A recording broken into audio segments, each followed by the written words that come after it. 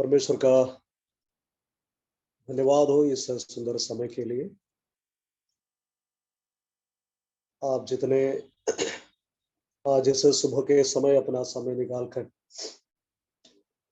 इस prayer meeting में शामिल हैं, आप सभी के लिए मैं परमेश्वर का धन्यवाद तहे दिल से करता हूँ।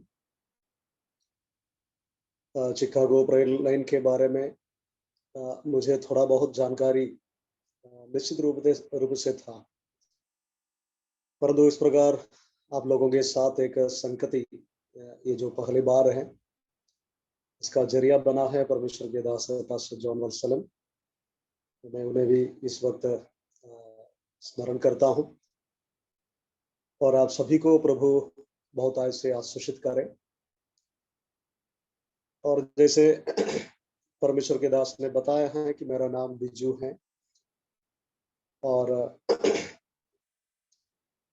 सन 2018 से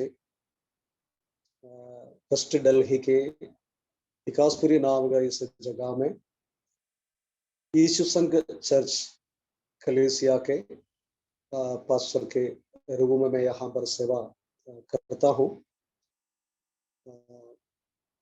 मुझे मालूम नहीं कितने लोग यीशु संघ नाम सुने होंगे, शायद जीसस मिशन आप सुने होंगे। जीसस मिशन जो मिशनरी ऑर्गेनाइजेशन है, उसका चर्च विंग को यीशु संघ नाम से रजिस्टर किया था।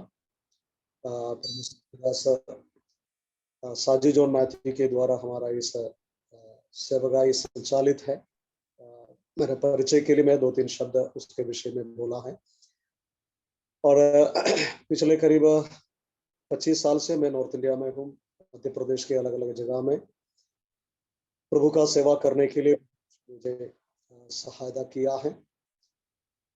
और 2018 में 2017 में परमेश्वर एक खास दर्शन दिया है दिल्ली के लिए। इस वजह से मैं 2017 से लेकर के 18 तक का 1 साल का प्रार्थना के पश्चात जब परमेश्वर वो समय मेरे जीवन में दिया, अवसर खोला, उस समय पर यहाँ पर आने के लिए परमेश्वर सहायता किया। और यहाँ पर जहाँ मैं सेवा करता हूँ, यहाँ पर 4 स्लम एरिया है और हमारा सेवकाई भी उस स्लम एरिया से कनेक्टेड है। और हमारे अधिकांश विश्वासी भाई बहन भी उस स्लम एरिया से जो है हमारे चर्च में आते हैं। एक अच्छा झुंड परमेश्वर यहाँ पर हमारे लिए प्रदान किया है। इतने क्या बोलना चाहिए, एजुकेटेड लोग नहीं है, अनपढ़ लोग हैं। लेबर का जो कार्य करने वाले लोग हैं वेस्ट बंगाल से, बिहार से और हरियाणा के अलग अलग जगह से हम पर आकर के झुग्गियों में रहने वाले लोग हमारे चर्च में आते हैं। और उन लोगों के मध्य की सेवकाई के लिए भी जब कभी भी आप स्मरण करें, प्रार्थना करने के लिए मैं आग्रह करता हूँ। और मेरा वाइफ और मेरा 2 बेटे हैं, हम चारों लोग यहाँ पर दिल्ली में रहते हैं। और परमेश्वर जिस प्रकार हमें अनुग्रह देते हैं, उस अनुसार परमेश्वर की सेवा करते जा रहा हूँ। परमेश्वर का धन्यवाद। आज थोड़ी समय परमेश्वर के पवित्र वचन से मनन करने के लिए मैं चाहूंगा। उसके लिए मेरे साथ आप लोग निकाल दीजिए मत्ती रचित सुसमाचार अध्याय 4 उसका 4था वचन। मत्ती रचित सुसमाचार अध्याय 4 उसका 4था वचन। वहां पर इस प्रकार हम पढ़ते हैं, यीशु ने उत्तर दिया, लिखा है, मनुष्य केवल रोटी ही से नहीं परंतु हर एक वचन से जो परमेश्वर के मुख से निकलता है जीवित रहेगा। यीशु ने कहा, लिखा है, मनुष्य केवल रोटी ही से नहीं परंतु हर एक वचन से जो परमेश्वर के मुख से निकलता है जीवित रहेगा। प्रभु यीशु मसीह का ये जो अभिव्यक्ति, ये जो कथन जो है, ये काफी फेमस है और हम सभी लोग इस बात को भलीभांति जानते हैं। प्रभु यीशु मसीह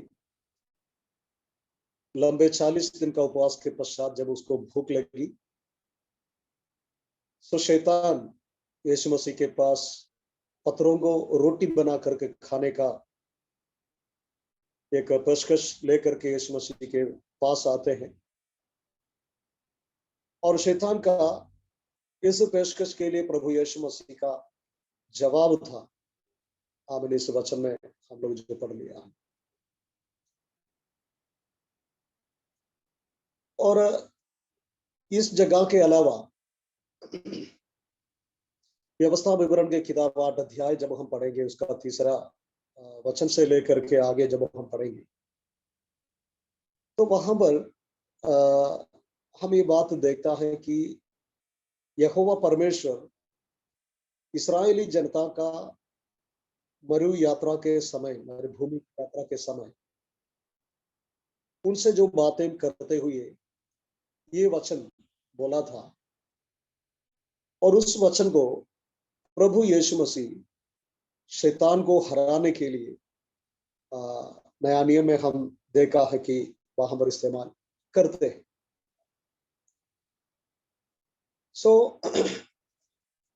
पिछले दिन में जब मैं ये इन वचनों को पढ़ रहा था, तो मेरे मन में कुछ विचार ऐसे आया है। उन विचारों को मैं आपके समक्ष रखकर मेरे शब्दों को समाप्त करने के लिए मैं चाहता हूं। देखिए, व्यवस्था विवरण के किताब में जरा हम जाएंगे। व्यवस्था विवरण की किताब 8 अध्याय, उसका 1 से लेकर के जो वचन जब हम पढ़ेंगे, तो वहां पर हम देखता है कि परमेश्वर इस्राएल के जनता को कहता है, जो जो आज्ञा मैं आज तुझे सुनाता हूं, उन सबों पर चलने की चौकसी करना, और इसलिए कि तुम जीवित रहो और बढ़ते रहो, और जिस देश के विषय में यहोवा ने तुम्हारे पूर्वजों से शपथ खाई है, उसमें जाकर उसके अधिकारी हो जाओ। और उसके बाद दूसरा वचन में कहता है, स्मरण रख। और आगे परमेश्वर इस्राएल के इस जनता से जो बातें किया है, ये काफी रोचक है। वहां पर हम क्या देखता है, परमेश्वर कहता है, उन 40 वर्षों में तुझे सारे जंगल के मार्गों में इसलिए ले आया है कि वो तुझे नम्र बनाए और तेरी परीक्षा करके यह जान ले कि तेरा मन में क्या क्या है, और कि तू उसकी आज्ञाओं का पालन करेगा या नहीं। उसने तुझको नम्र बनाया, भूखा भी होने दिया, फिर वो मन्ना जिसे ना तू और ना तेरे पुरखा ही जानते थे, वही तुझको खिलाया, इसलिए कि वो तुझको सिखाए कि मनुष्य केवल रोटी ही से नहीं जीवित रहता, परंतु जो जो वचन यहोवा के मुंह से निकलते हैं उन्हीं से वो जीवित रहता है। परमेश्वर का धन्यवाद हो इस सुंदर पवित्र वचन के लिए। प्रियो, यहां पर हम इस बात को देख रहे हैं कि करीब 40 साल का एक लंबे अंतराल इस्राएल के जनता को परमेश्वर मरुभूमि से होकर के यात्रा करने के लिए अनुमति दिया,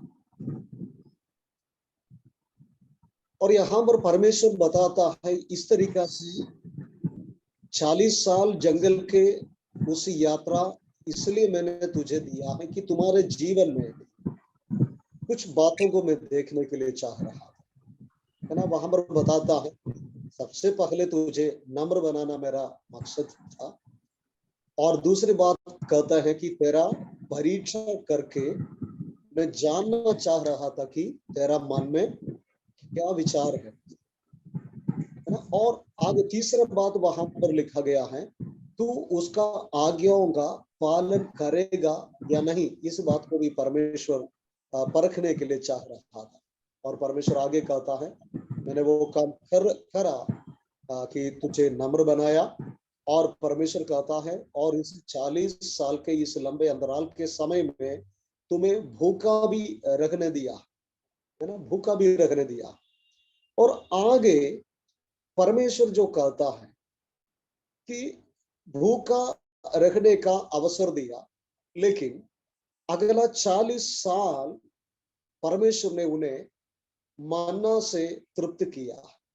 उन्हें दिन प्रतिदिन की जरूरत के मुताबिक उन्हें भोजन के लिए स्वर्ग से परमेश्वर मन्ना बरसाया करते थे, और जिसके बारे में परमेश्वर खुद कहता है, इसके पहले ना तुम या फिर तुम्हारे पुरखा इस मन्ना के बारे में कभी नहीं सुना था।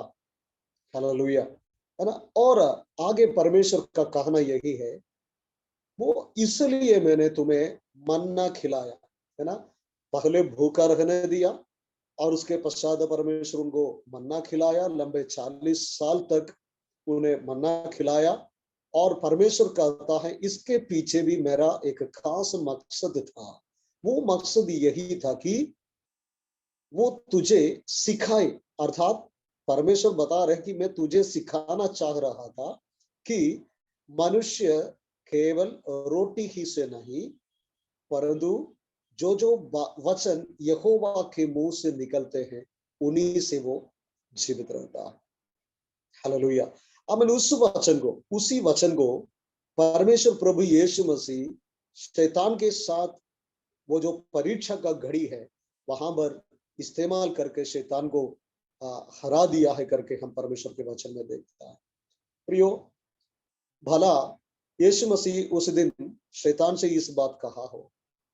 अब इन दिनों में हम ये विचार करें कि यीशु यही वचन, मनुष्य केवल रोटी ही से नहीं जीवित रहता, परंतु परमेश्वर के मुंह से निकलने वाला हर एक वचन से जीवित रहता है करके, अब आज इस सुबह के वक्त मुझसे कहते हैं, हमसे कहते हैं करके हम विचार करेगा तो हालेलुया, वो कितना एक धन्य अनुभव होंगे करके मैं सोच रहा था। प्रियो, इस मामले में दो बातें मेरा मन में आ गया है कि मैंने उन बातों को चंद शब्दों में आपको बताने की कोशिश करूंगा। सबसे पहली बात मेरा मन में जो आया है वो यही है, इस्राएली जनता के लिए मन्ना सिर्फ एक भौतिक भोजन भर था, क्योंकि 40 साल का मरुभूमि के यात्रा के दौरान ना बीज, ना बोनी, ना कटनी, कुछ भी नहीं था। 40 साल यात्रा ही यात्रा था, है ना। यात्रा नहीं करते वक्त भी अगले यात्रा कब होंगे ये पता ना होने के कारण उस यात्रा की तैयारी में उन्हें बैठे रखना चाहिए था। सो हम देखता है कि इतना लंबे समय तक बिना मेहनत करके जीवित रखने वाला उन लोगों के लिए दिन प्रतिदिन स्वर्ग से बरसाए जाने वाला वो मन्ना उनके लिए सिर्फ भौतिक भोजन था। लेकिन परमेश्वर बता रहे हैं कि ये 40 साल अब मैं तुझे स्वर्ग में से मन्ना खिलाने के पीछे मेरा मकसद यही था कि मनुष्य केवल रोटी ही से, मतलब हाथ की परिश्रम करके खेती किसानी से उत्पन्न होने वाला अनाज के माध्यम से बना करके खाने वाला उस रोटी ही से ही नहीं, परंतु परमेश्वर के मुख से निकलने वाला हर एक वचन से मनुष्य जीवित रहता है करके एक आत्मिक पाठ को सिखाने का एवज में मैं हमें इस कार्य को किया है। हालेलुया। परंतु इस्राएली जनता उस समय पर कितने लोग इस बात को भलीभांति जान पाया हमें मालूम नहीं, परंतु इन दिनों में आज अब इस वचन हम जो मनन कर रहे हैं, अब इसलिए प्रियो मैं आपको बताने के लिए चाहूंगा, अब ये जो आत्मिक मन्ना के विषय में परमेश्वर का वचन क्या कहता है। प्रतिदिन प्रतिदिन उस दिन की जरूरत के लिए उन्हें मन्ना परमेश्वर बरसाया करते थे। कोई भी कल मैं व्यस्त रहूंगा इसलिए कल के लिए इकट्ठा करूंगा करके बोलकर अब वो इकट्ठा नहीं कर सकता था।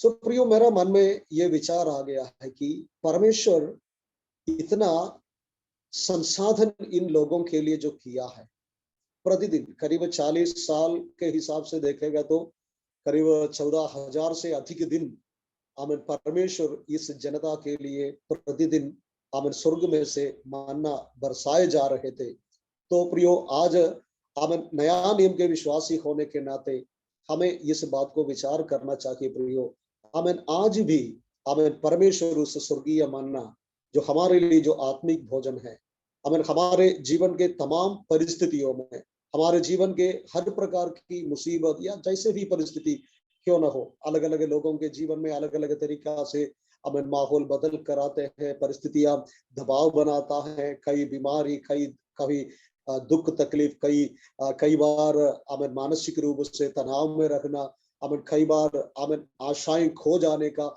आमीन उस अनुभव के कगार पर आकर के खड़े हो जाना, आमीन इस प्रकार के अनुभव हमारे जीवन में आएंगे। तो मैं आपको ये बताने के लिए चाहूंगा, आमीन यदि हम अपने व्यक्तिगत जीवन में आमीन परमेश्वर के आमीन उस आत्मिक मन्ना का इंतजार हम करते हैं, तो प्रियो आमीन हमारे जीवन के तमाम परिस्थितियों को सामना करके आमीन जैसा परमेश्वर का वचन कहता है, आमीन सिर्फ आमीन भौतिक रोटी, भौतिक भोजन से, आमीन भौतिक चीजों से ही नहीं, आमीन परंतु परमेश्वर के मुंह से निकलने वाला हर एक जीवित वचन से आमीन मनुष्य जीवित रहेगा करके जो बताया गया, वो जो सच जो है आमीन वो हमारे जीवन में भी हम अनुभव कर पाएंगे।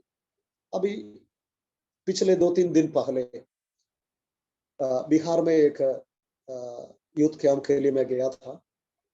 वहां पर एक एक मिशन का एक लीडर के साथ मेरा बातचीत हुआ। थोड़ा समय हमें रेलवे स्टेशन में एक साथ गुजरने का अवसर मिला वापसी के दौरान। तो बातचीत करते वक्त वो परमेश्वर की दास, उस मिशन का एक अच्छा पोस्ट में रखने वाला वो परमेश्वर के दास से बातचीत करते करते वक्त मुझसे इस प्रकार बताया कि पास्टर बीजू, मैं परमेश्वर पर विश्वास कर सकता हूँ, परंतु आर्थिक मामले में मैं परमेश्वर पर विश्वास नहीं कर पा रहा है। सो मुझे बहुत अजीब सा लगा। तो मैंने उससे पूछा कि आपका कहने का तात्पर्य क्या है?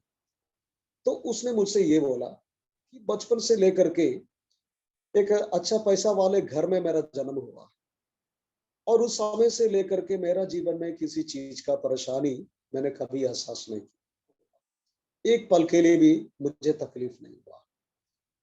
और उसने मुझे इस प्रकार बताया कि इसी वजह से परमेश्वर के ऊपर आर्थिक मामलों में भरोसा रखना, है ना, मेरा जीवन के जो प्रतिदिन का जो जरूरतें हैं उन जरूरतों पर परमेश्वर के ऊपर भरोसा रखना मुझसे काफी कठिन एहसास होता है।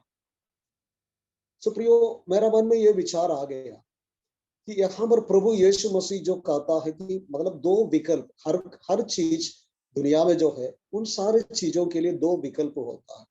पहला विकल्प भौतिक विकल्प जिसको हम रोटी विकल्प कह सकते हैं, और दूसरा विकल्प जो आत्मिक विकल्प है जिसे हम आ, जो वचन विकल्प कह सकते हैं। सो देखिए, मुझे विचार चिंतित करने वाला बात यही था। इतने एक आशीषित संस्था के एक उम्दा पदवी में बैठने वाला एक परमेश्वर के दास मेरे साथ अपना दिल खोला, तो उसके अंदर भी परमेश्वर के वचन पर, परमेश्वर के वायदाओं पर यकीन करने का, दृढ़ विश्वास करने का तकलीफ वो मेरे पास में मुझसे शेयर कर रहा था। सुप्रियो, यहाँ पर देखिए, परमेश्वर यहाँ पर प्रभु यीशु मसीह अब उसे परमेश्वर यहोवा इस्राएली जनता से बताए हुए उस बात को लेकर के जब शैतान के सामने इस बात को करते हैं, तो मेरा मन में ये विचार आ गया कि प्रभु यीशु मसीह परमेश्वर पिता के इस वचन पर कितना यकीन करता था। बहुत सारे यकीन करता था। अब इसलिए प्रभु यीशु मसीह, अब मत्ती के सुसमाचार 5 अध्याय उसका 18वां वचन जब हम पढ़ेंगे, तो वहां पर प्रभु यीशु मसीह इस प्रकार कहता है, क्योंकि मैं तुमसे सच सच कहता हूं कि जब तक आकाश और पृथ्वी टल न जाए, तब तक व्यवस्था से एक मात्रा या एक बिंदु भी बिना पूरी हुए नहीं टलेगा। सो प्रभु यीशु मसीह यहाँ पर इस बात को बताता है कि मतलब पिता परमेश्वर के द्वारा कही गई बातें कितना अटल है। आमीन, उसके बारे में प्रभु यीशु मसीह का कहना है कि आकाश और पृथ्वी टल सकते हैं, जिसको हम इन दिनों में ठोस दिखाई दे रहा देखता है, वो शायद टल सकते हैं, लेकिन यीशु मसीह कहता है मेरा पिता परमेश्वर के द्वारा कही गई बातें, उसका एक एक मात्रा, एक एक बिंदु जब तक पूरा नहीं होंगे उस समय तक नहीं टलेगा करके प्रभु यीशु मसीह परमेश्वर पिता के उन बातों को यहाँ पर ठोस मजबूती के साथ प्रियो आज इस सुबह के समय हमारे पास प्रभु यीशु मसीह कहते हैं। हालेलुया।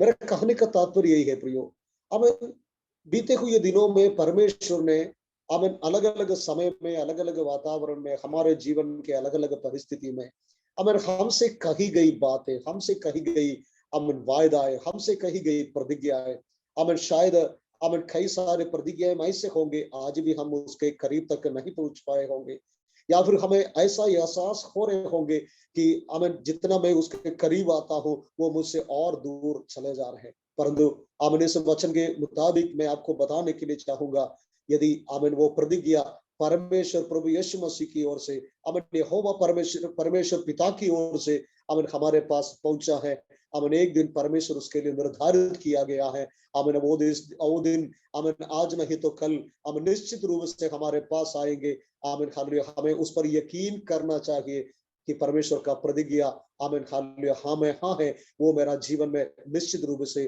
पूरा होते ही रहेंगे। हालेलुया। और मत्ती के सुसमाचार 12वां अध्याय उसका 36वां वचन जब हम पढ़ेंगे तो वहां पर प्रभु यीशु मसीह का कहना यही है कि व्यवस्था के लेखक लोग जो है, उन्होंने जो लिखा है, उसके बारे में प्रभु यीशु मसीह कहता है कि पवित्र आत्मा से उभारे जाकर उन लोगों ने वचन को लिखा है। मतलब यीशु मसीह हमसे ये कहने के लिए चाहता है, ये सारे वचन ऐसे नहीं आया, किसी के दिमाग में आए हुए बातों को कागजों में उकेर करके नहीं रखा है, परंतु उसके पीछे परमेश्वर की आत्मा का उभारा जाना है। परमेश्वर की आत्मा के जरिए आत्मा से उभारे जा करके ही परमेश्वर के दास लोगों के माध्यम से इन वचनों को लिख कर रखा है। हालेलुया। और यूहन्ना के सुसमाचार 12वां अध्याय उसका 49वां वचन में जब हम आएंगे, वहां पर प्रभु यीशु मसीह कहता है कि मेरा जो बात है, मैं तुमसे जो बात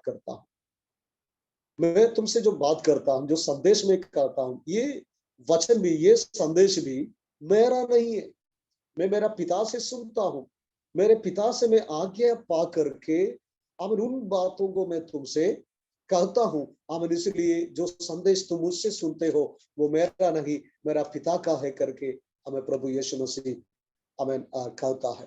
और यूहन्ना के सुसमाचार 14 अध्याय उसका 24वां वचन में प्रभु यीशु मसीह कहता है, तुम जो वचन सुनते हो वे मेरा नहीं वरन मेरा पिता का है जिसने मुझे भेजा है। हालेलुया। यीशु मसीह इन सारे जगहों में यीशु मसीह का कहना यही है, जिस परमेश्वर पिता ने शुरुआत के दिनों में इस्राएली जनता से ये बात कह दिया था कि मनुष्य केवल रोटी ही से नहीं परंतु परमेश्वर के मुख से निकलने वाला हर एक जो वचन से जीवित रहता है करके यीशु मसीह ने जो कहा है, यीशु मसीह का कहने का तात्पर्य यही है, वही परमेश्वर का वचन आमीन हालेलुया आज मैं तुमसे सुनाता हूं।